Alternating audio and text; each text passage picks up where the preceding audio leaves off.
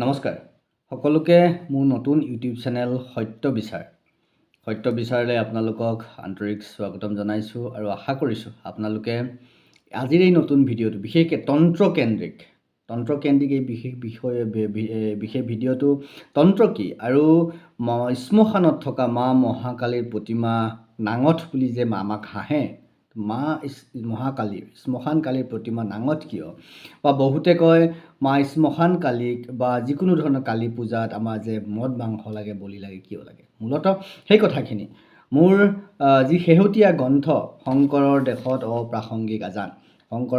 অপ্ৰাসংগিক আজান এই গ্ৰন্থখনিৰ page number 208ৰ পৰা মই আপোনালোকৰ আগত আজি পঢ়ি যাম আজি ব্যাখ্যা নকৰোঁ আজি আপোনালোকৰ কাৰণে মই পাঠ কৰি যাম আৰু আশা কৰিছোঁ আপোনালোকে শুনিব আৰু অহাকালিৰ পৰা মই শংকৰৰ দেশত অপ্ৰাসংগিক আজান প্ৰথমৰ পৰা শেষলৈকে পঢ়ি যাবলৈ চেষ্টা কৰিম আজিৰ শংকৰৰ দেশত অপ্ৰাসংগিক আজানৰ পৰা তন্ত্ৰকেন্দ্ৰিক মা মহাকালী কেন্দ্ৰিক বিশেষ পৃষ্ঠা কেইটামান বিষয় মই পঢ়ি যাব খুজিছোঁ আপোনালোকে শুনিব ভগৱান 208 শংকৰৰ দেশত অপ্ৰাসংগিক আজানৰ পেজ 208ৰ পৰা ভগৱান শ্ৰীকৃষ্ণই শ্ৰীমদ ভাগৱত গীতাত কৈছে কি বুলি কৈছে যজন্তে সাত্বিকা দেৱানক্ষ ৰক্ষাংসি ৰাজসাং প্ৰেতানভূত গণাংশান্য যজন্তে তামসাং জনাহ তাৰমানে শ্ৰীমদ ভাগৱত গীতাৰ এইটো শ্লোক 17 অধ্যায় শ্লোক 4 মই আকৌ কৈছোঁ মোৰ সংস্কৃত উচ্চাৰণ বৰ শুদ্ধ হোৱা নাই এতিয়াও মই অভ্যাস কৰি আছোঁ সংস্কৃত শিকিবলৈ সংস্কৃত জানিবলৈ আহি থকা দিনত আৰু শুদ্ধকৈ ক'বলৈ চেষ্টা কৰিম শ্ৰীমদ ভাগৱত গীতাৰ 17 অধ্যায়ৰ 4 নম্বৰ শ্লোকত কি বুলি কৈছে সাত্বিক মানুহে দেৱতাৰ পূজা কৰে ৰাজস মানুহে যজ্ঞ তথা ৰাক্ষসৰ আৰু অন্য যি তামস মানুহ তেওঁলোকে ভূত প্ৰেত আদিৰ পূজা কৰে ইয়াত সাত্বিক মানে হ'ল শাক পাচলি ফল মূল ভাত ৰুটি আদি কোনো ধৰণৰ মছলা মানে পিঁয়াজ নহৰু আদি পৰ্যন্ত নথকা খাদ্য ৰাজসিক মানে অতি কেঁহা অতি টেঙা অতি নিমখীয়া অতি গৰম মছলাযুক্ত অতি তীক্ষ্ণ অতি ৰস অতি দাহকাৰক খাদ্য মানে বেছি ভজা পোৰা বস্তু আৰু তামসিক মানে ৰসহীন দুৰ্গন্ধিত যেনে মদ বাঁহী তথা উচ্ছিষ্ট অত্যন্ত অপবিত্ৰ যেনে মাংস আদি মাংস কেতিয়াও আমাৰ শাস্ত্ৰই আমাৰ সনাতন দৰ্শনে কেতিয়াও গ্ৰহণ কৰা নাই খাদ্য বস্তু হিচাপে সেইকাৰণে অপবিত্ৰ বুলি কৈছে তামসিক খাদ্য বুলি কৈছে খাদ্য আদি গতিকে স্বয়ং ভগৱান শ্ৰীকৃষ্ণই যেতিয়া মদ মাংস খোৱাসকলে বা ব্যৱহাৰ কৰাসকলে কোনো দেৱ দেৱীক পূজা অৰ্চনা কৰিব নোৱাৰে কেৱল মাথো ভূত প্ৰেতৰ পূজা কৰে তেনেস্থলত মদ মাংস আৰু যৌন সম্ভোগৰ বিচাৰহীন তান্ত্ৰিকতাত জগতজননী স্বৰূপা মা কালীৰ পূজা আৰাধনা কেনেকৈ সম্ভৱ হ'ব পাৰে শংকৰৰ দেশত অপ্ৰাসংগিক আজানৰ আমি 208 পেজৰ পৰা পঢ়িছোঁ তাৰ আগৰখিনিত ইতিমধ্যে কোৱা হৈছে যে তান্ত্ৰিকতাৰ নামত তন্ত্ৰৰ নামত যোগিনী তন্ত্ৰক কেন্দ্ৰ কৰি কেনেকুৱা ধৰণৰ তান্ত্ৰিকতাত ব্যভিচাৰ চলে মদ মাংস যৌনাচাৰ মহিলাক উলংগ কৰি মুক্ত কেশ কৰি পেলাই কি ধৰণে কৰে সেইখিনি আমি আগতে বৰ্ণনা কৰিছোঁ তাৰ পিছৰখিনি পঢ়ি গৈছোঁ কি ক'লে স্বয়ং ভগৱান শ্ৰীকৃষ্ণই যেতিয়া শ্ৰীমদ ভাগৱত গীতাৰ 17 অধ্যায়ৰ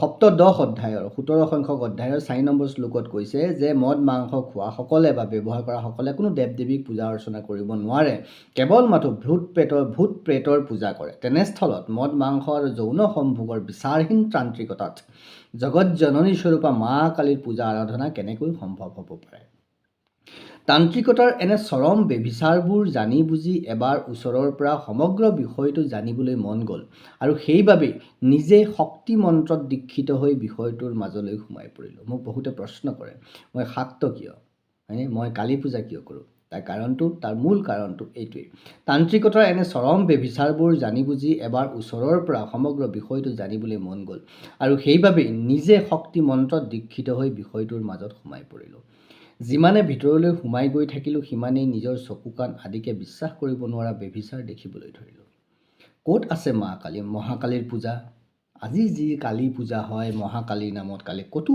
আজি সেই সাত্বিক পূজা নাই মহাকালীৰ ভক্তিটো আজি পূজাত নাই এইবোৰতো সঁচাকৈয়ে ভূত প্ৰেতৰ লগতেই ধেমালি যিবোৰ কালী পূজাৰ নামত মদ মাংস দি কৰে এইবোৰতো ভূত প্ৰেতৰ লগতে ধেমালি যি কথা ভগৱান শ্ৰীকৃষ্ণই গীতাত কৈছে 17 অধ্যায়ত 4 নম্বৰ শ্লোকত যিকোনো এটা প্ৰেতাত্মাক বশ কৰি মদ মাংস খুৱাই, যিটো কয় যে মদ মাংস মাতৃগৰাকীক নিদিয়ে, বহুতে সুধিলে কয় মদ মাংস মাতৃগৰাকীক নালাগে, তেওঁ লগত থকা এইবোৰ লালু পাঞ্জু বুলি কয়, তাৰমানে দালাল সৃষ্টি কৰাৰ প্ৰক্ৰিয়া। আৰে মই যদি মাক পাইছোঁ, মাৰ লগত ডাইৰেক্ট কানেক্ট কৰিম ন, মই দালাল সৃষ্টি কিয় কৰিম?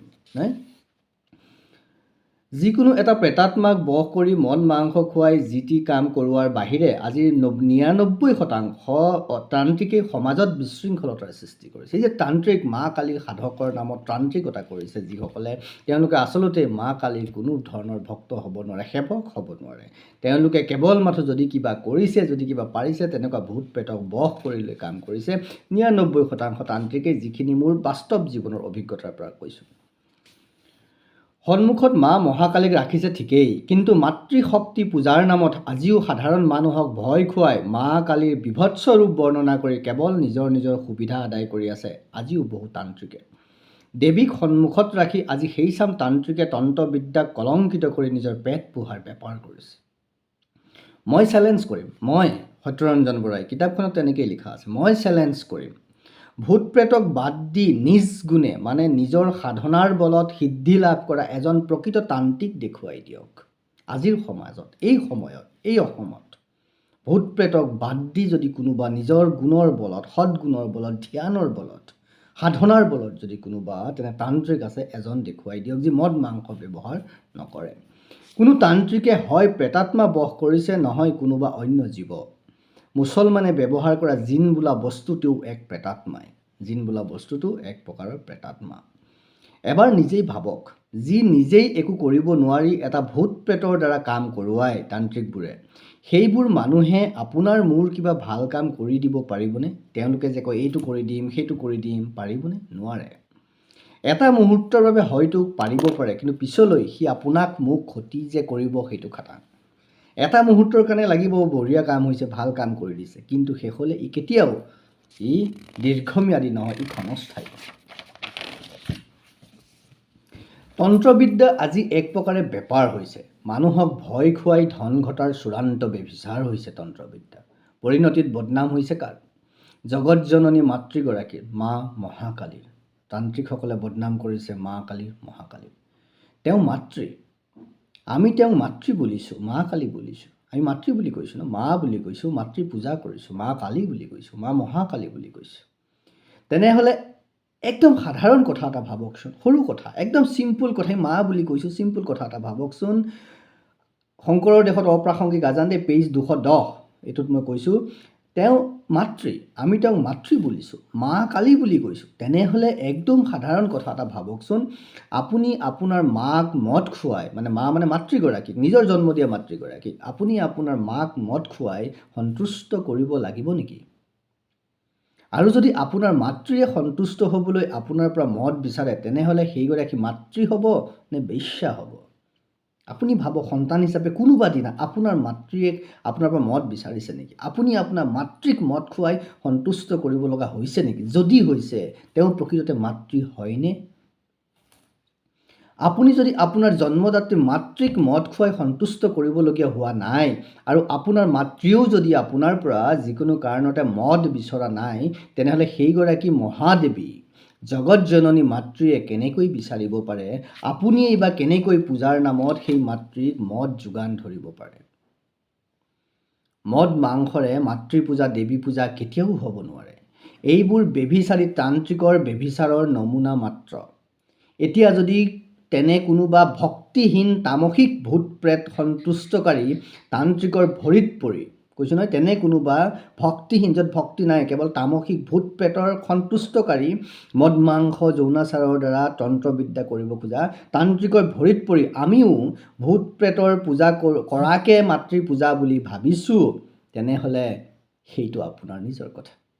ভূত প্ৰেতক কৰাকে যদি আপুনি মদ মাংস দি ভূত প্ৰেতৰ পূজা কৰাকে যদি আপুনি মাতৃ পূজা, কালী পূজা, শক্তি পূজা কৰা বুলি ভাবিছে, সেইটো আপোনাৰ নিজৰ কথা। মা কালী মহাকালীৰ বিষয়ে মই ক'লে বেছি কোৱা হ'ব, কিন্তু মাৰ ভক্তি প্ৰেমত সদ্গুণী হৈ সিদ্ধিলাভ যদি কৰিব খুজিছে, এবাৰ পৰম পুৰুষ ৰামকৃষ্ণ পৰমহংস আৰু স্বামী বিবেকানন্দৰ বিষয়ে পঢ়িব। তেওঁলোকে যিধৰণে মা মহাকালীক পাইছে, বুজিছে, অনুভৱ কৰিছে আৰু দেখিছে, আপুনিও কৰিব। এবাৰ মাথো ভিতৰৰ পৰা আহ্বান কৰক, ভক্তি কৰক, বাকী সকলো পাহৰি যাওক। যেনেকৈ আপোনাৰ মাতৃক সন্তুষ্ট কৰিবলৈ আপোনাৰ একো প্ৰয়োজন নহয়, কেৱল মৰম ভাল পোৱা। মা কালীকো আপোনাক একো প্ৰয়োজন নহয়, কেৱল মৰম ভাল পোৱা। মা মহাকালীয়ে মুণ্ডমালা পিন্ধে, তেজ খাই আমি জানো, কিন্তু তাৰ মানেনো কি নহয়? কোনোবা দিনা আমি বুজিবলৈ প্ৰয়াস কৰিছোঁনে যে মা কালীয়ে মুণ্ডমালা কিয় পিন্ধে, তেওঁ তেজ কিয় খায়, কিনো হয় আচলতে সেয়া কেতিয়াবা দেখিছোঁ, কিন্তু আমি কি বুজিবলৈ প্ৰয়াস কৰিছোঁ জানো কেতিয়াবা?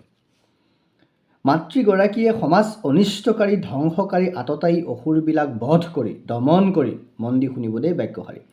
মাতৃগৰাকীয়ে সমাজ অনিষ্টকাৰী, ধ্বংসকাৰী, আততায়ী অসুৰবিলাক বধ কৰি, দমন কৰি, সিহঁতৰ কুদৃষ্টি, কুআচৰণ, বেভিচাৰ আদিৰ পৰা যাতে সাধাৰণ মানুহখিনিক ৰক্ষা কৰিব পাৰি, অধৰ্মীৰ নিপাত কৰি যাতে ধৰ্ম প্ৰতিষ্ঠা কৰিব পাৰি, তাৰ বাবেহে সেই অসুৰ দানৱবোৰক মাৰি সিহঁতৰ মূৰ ডিঙিত আঁৰি লৈছিল, যাতে তেনে কৰ্ম দেখি অসুৰৰ বুকু কঁপি উঠে আৰু সিহঁতৰ লেতেৰা অশুভ আসুৰিক তেজ এই পৃথিৱীত পৰি যাতে পৃথিৱীৰ মাটি, পানী, বায়ু আদি কলুষিত নহয়, তাৰ বাবেই নিজেই সমস্ত জগতৰ কল্যাণৰ হকে সেই তেজ, লেতেৰা তেজ, বিষাক্ত তেজ ধাৰণ কৰিছিল, গ্ৰহণ কৰিছিল, সেৱন কৰিছিল।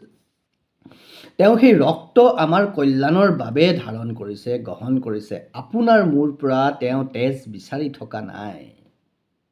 মা কালীয়ে আপোনাৰ মোৰ পৰা তেজ বিচৰা নাই। বলিৰ নামত সেই তেজ মাতৃগৰাকীয়ে বিচৰা নাই। আপোনাৰ মাতৃগৰাকীয়ে আপোনাৰ শৰীৰৰ পৰা কোনোবা দিনা তেজ বিচাৰিব পাৰে নেকি? আপোনাৰ জন্ম দিয়া মাতৃগৰাকীয়ে কোনোবা দিনা আপোনাৰ শৰীৰৰ পৰা তেজ বিচাৰিছে নেকি, বা বিচাৰিব পাৰে নেকি, বা আপুনি দিব লগা হৈছে নেকি? তেতিয়াহ'লে আমি মা বুলি কোৱা মাতৃ কালী দেৱীগৰাকীক কেনেকৈ দিম? আপোনাৰ জন্মদাত্ৰী মাতৃয়ে যদি নোৱাৰে, এগৰাকী দেৱীয়ে কেনেকৈ পাৰিব? আমি তেওঁক কি দিম? আচলতে আমি কালীক, জগত জননী, আদি শক্তি দেৱী মহাদেৱীক আমি কি দিম? তেওঁহে আমাক দিব আচলতে। আন বহুতে আকৌ বিশেষকৈ শ্মশানত থকা উলংগ মা কালীৰ প্ৰতিমা দেখি হাঁহে, তহঁতৰ দেৱী নাঙঠ। বিশেষকৈ মুছলমানে কয়, চা তহঁতে নাঙঠ মোৰ নাৰীৰ মূৰবিলাকৰ মূৰ্তি পূজা কৰ, হাঁহে। কেতিয়াবা ভাবিছেনে সেই প্ৰতিমা নাঙঠ কিয়?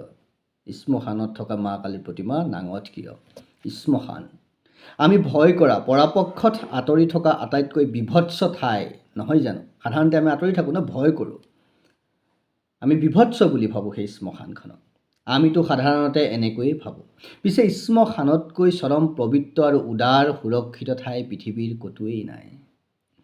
এই পৃথিৱীত যদি স্বৰ্গ বুলি কিবা আছে, তেনেহ'লে ওপৰৰ আকাশখনলৈ নাচাব, এবাৰ শ্মশানৰ ছবিখনলৈ মনত পেলাব।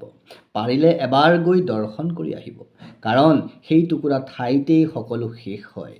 মনৰ যিবোৰ ভাৱ, অহংকাৰ, কপটতা, ঈৰ্ষা, হিংসা, মান, অভিমান, ঘৃণা, প্ৰেম, জাতি, ধৰ্ম, বৰ্ণ, ভোগ, পিয়াহ, ভোকাতুৰ, ভোগবাদী, ৰজা প্ৰজা সকলো শূন্য হৈ পৰে য'ত।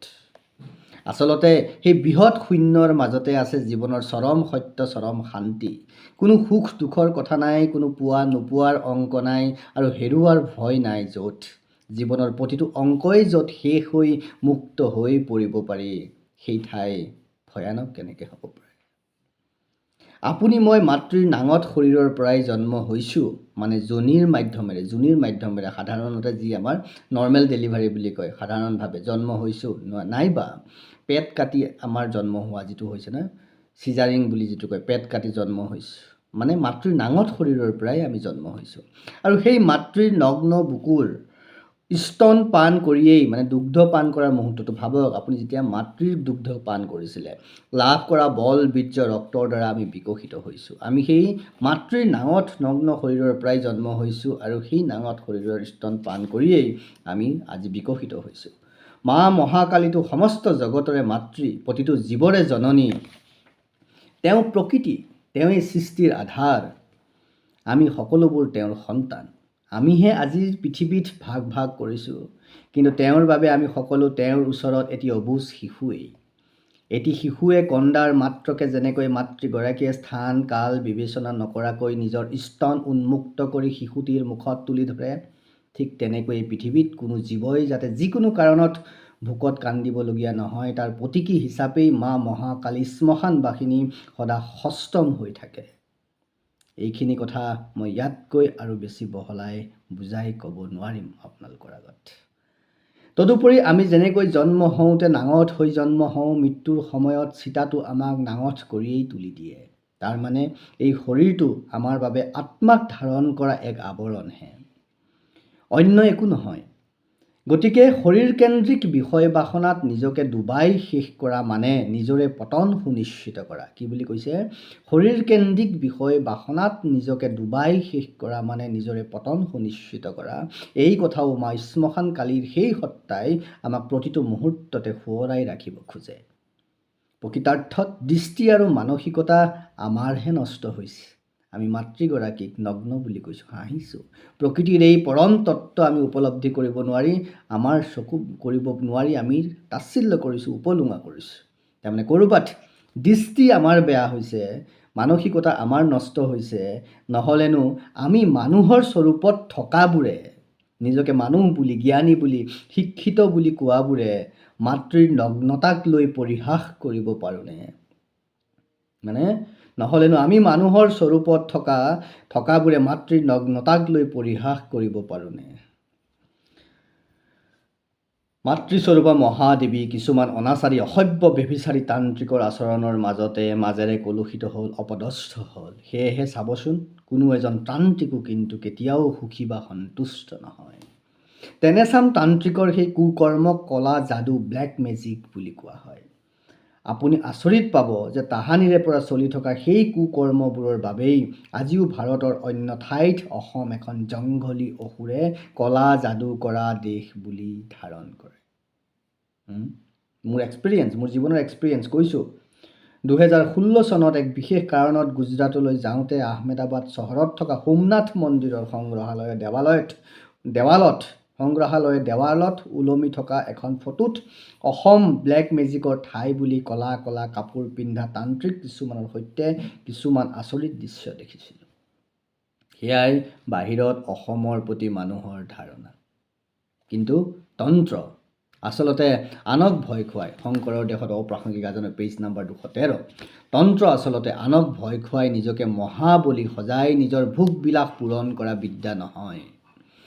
বিশ্বৰ আদিভাষা সংস্কৃতত আমাৰ শৰীৰত থকা বিভিন্ন শিৰা উপশিৰাবোৰক তান্ত্ৰিকা বুলি কোৱা হয়। তান্ত্ৰিকা, সেই তান্ত্ৰিকা শব্দৰ পৰাই তন্ত্ৰ শব্দ আহিছে বুলি জনা যায়। তাৰ মানে তন্ত্ৰ হ'ল এক বিধিগত ব্যৱস্থাৰ দ্বাৰা আমাৰ প্ৰয়োজন অনুসৰি শৰীৰৰ তান্ত্ৰিকাবোৰ সক্ৰিয় কৰা আৰু তাৰ আধাৰত কৰ্ম কৰা। তেনে কৰিবৰ বাবে আমি কেতিয়াবা কিছুমান বিশেষ শব্দ বা শব্দৰ সংহতি, যাক আমি সাধাৰণতে মন্ত্ৰ বুলি কওঁ, নাইবা অন্য কিছুমান অভ্যাস যেনে প্ৰাণায়াম, ধ্যান ইত্যাদি প্ৰয়োগ কৰোঁ। তাৰ মানে তন্ত্ৰৰ প্ৰয়োগ ইতিবাচক কামত সমাজ হিতৰ কাৰণেহে। পিছে মদ মাংস খোৱাৰ পিছত, এগৰাকী নাৰীক নগ্ন কৰি লোৱাৰ পিছত আপোনাৰ শৰীৰৰ সেই তান্ত্ৰিকাত বাৰু কেনেধৰণৰ সক্ৰিয়তা আৰম্ভ হ'ব পাৰে সেই বিষয়ে মই কোৱাৰ প্ৰয়োজন নাই। গতিকে তেনেবোৰ অসভ্য লোকে যেতিয়া কাৰোবাৰ ওপৰত কিবা তন্ত্ৰক্ৰিয়া কৰিব, আপুনি ভাবিব পাৰেনে যে আপোনাৰ কিবা ভাল চিন্তা কৰিব? কাৰণ ভাল হ'লে তেওঁৰ ওচৰলৈ আপুনি বাৰে বাৰে গৈ নাথাকিব। মানে তান্ত্ৰিকৰ ওচৰলৈ যদি ভালেই হৈ যায়, তান্ত্ৰিকজনৰ ওচৰলৈ আপুনি বাৰে বাৰে গৈ নাথাকিব। আৰু আমি ভয়তে সিহঁতৰ ভৰিত নপৰিলে সেই তান্ত্ৰিকৰ, অসভ্য তান্ত্ৰিকৰ, ভণ্ড তান্ত্ৰিকৰ, ব্যভিচাৰী তান্ত্ৰিকৰ বেপাৰ নচলিব। গতিকে সিহঁতে আপোনাৰ ভাল কৰাৰ পৰিৱৰ্তে বেয়াহে কৰি পঠাব। নতুবা আপোনাক কিছুমান অদ্ভুত কাণ্ড দেখুৱাই ভয় খুৱাই আপোনাৰ আত্মবিশ্বাস বোলা বস্তুটো একেবাৰে শেষ কৰি পেলাব। তান্ত্ৰিকে আপোনাৰ আত্মবিশ্বাস একেবাৰে নষ্ট কৰি পেলাব। ফলত আপুনি চিৰদিনৰ বাবে যিকোনো সৰু সৰু কথাতে তাৰ বহতীয়া হৈ দৌৰ মাৰিব তাৰ ওচৰলৈ।